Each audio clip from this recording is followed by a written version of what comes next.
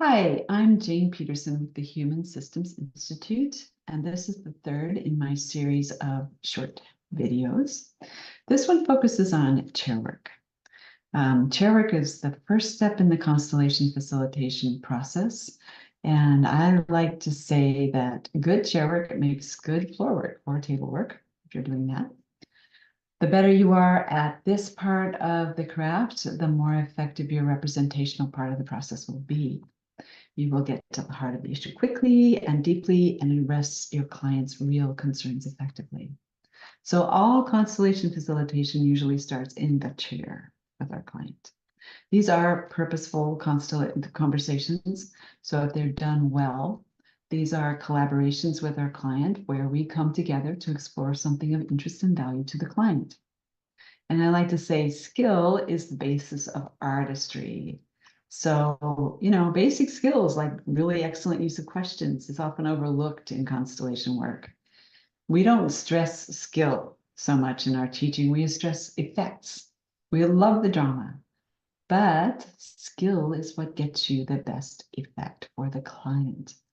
When I first encountered constellation work, I spent a lot of time watching Bert, not only in person, but I also had some of his videos and I watched them over and over and over again. And those of you that know me know that I've learned to use video as an incredibly helpful teaching tool, and it was first for me. As I watched Bert, I began to see what he was keying off of. That, combined with his really impressive understanding of human behavior, led to what looked like these surgical strikes where he would just like come out with something and you would be like, oh, wow. But it's all right there. He wasn't starting from scratch to begin with. He had a lot of training prior to coming into this way of working. And he was very perceptive. It was kind of like sitting next to an eagle with a big eye that could really see right through you. So he was really, really good. And when he would ask a question or something, it was quite precise. It was quite targeted. Chair work is not simple. And I hope that that little description makes you realize that because it's really, this is a high art form. It takes a lot of skill to do it well. There is a lot of information coming at you in the chair from multiple channels. You have a person there, you have yourself to deal with, you may have multiple family members, may have a group, you have a setting, a workshop, there's timing issues. There's just so much going on. And some of the best work I've seen has been done in the chair, just in the chair. One of my favorite stories comes from a colleague. This colleague was having coffee with a friend, just, casual conversation. And the friend was going on and on about her stepmother, how terrible the stepmother was. And after a while, my colleague just kind of sat back and said to this friend, one's own mother is always the best. And that calmed her friend down a great deal because she no longer needed to bash the stepmother when her own mother was given place. That's real artistry. To be able to see that, to be able to offer very surgical understanding in one sentence of what's needed. So chair, we can do so much in the chair. It is really a wonderful place to learn the work. And there's a lot of tasks that we have when we're in the chair that will enable us to either put up a potent representation if we're doing that, or even just, as my colleague demonstrated, just to work with somebody right there in the chair. And Bert did that a lot, by the way. He was really skilled with that. It was really something to watch him work that way. So one of the things we have to do is we have to build trust with our clients. We have to build safety and develop rapport very quickly.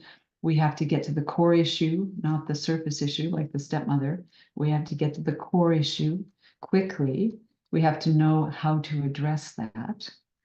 We have to be able to use questions well. It's not a trivial skill. We have to be able to listen and observe. There's honing the instrument of self that is part of this. We have to manage our own state. We have to be able to be present and outward focused. So there's just, as well as being aware of tracking ourselves, there's just a lot that goes on. And I've seen people, copy the form of Bert and other facilitators, sitting there as if they knew what his process was.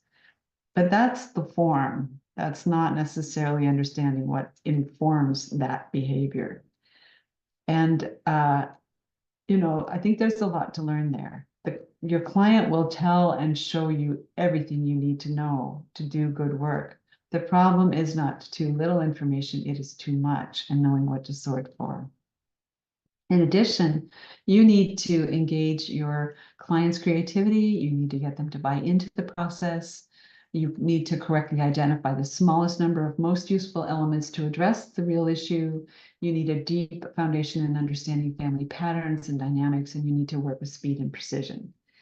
And I must say, all of the senior Germans I met when many of you know these folks, when I came into the field, they all arrived with a good understanding of family dynamics. They had been psychiatrists and worked in family systems work already, or they were Gestalt therapists. So they had a basis. Bert came from transactional analysis and primal scream, and they had a basis from which to work.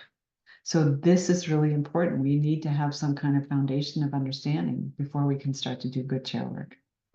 So good chair work lets you put up the most meaningful and potent representation.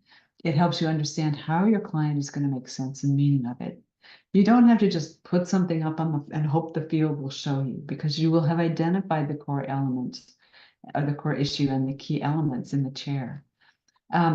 So good chair work lets you pull together all these channels of information that come to you into a coherent and actionable response to your client's concern. There's a lot of artistry here. You can do entire pieces of work in the chair. So I hope you are now intrigued by chair work, that you can respect it and see that it has a lot of possibility for improving the way we do constellation work. It's a beautiful part of our work. I really love it. And one of the things I'm offering this year are these mini intensives.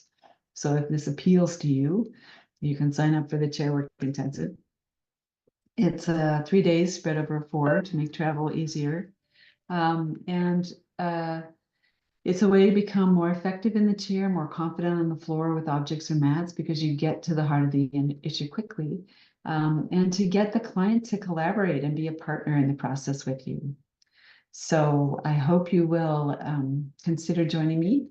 There are 3 other mini intensives as well. There's one on floor work once you get past the chair work that helps you really be effective working with representations.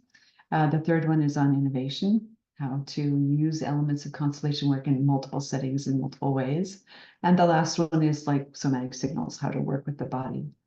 As you sign up for more of these intensives or workshops, whatever you want to call them, the discounts stack up. So, you can pick and choose what you want. And each one of these is accompanied by an optional 1-day experimental workshop where you can come and innovate with me as we explore some of the possibilities at the edge of constellation work. So I do hope you will join me.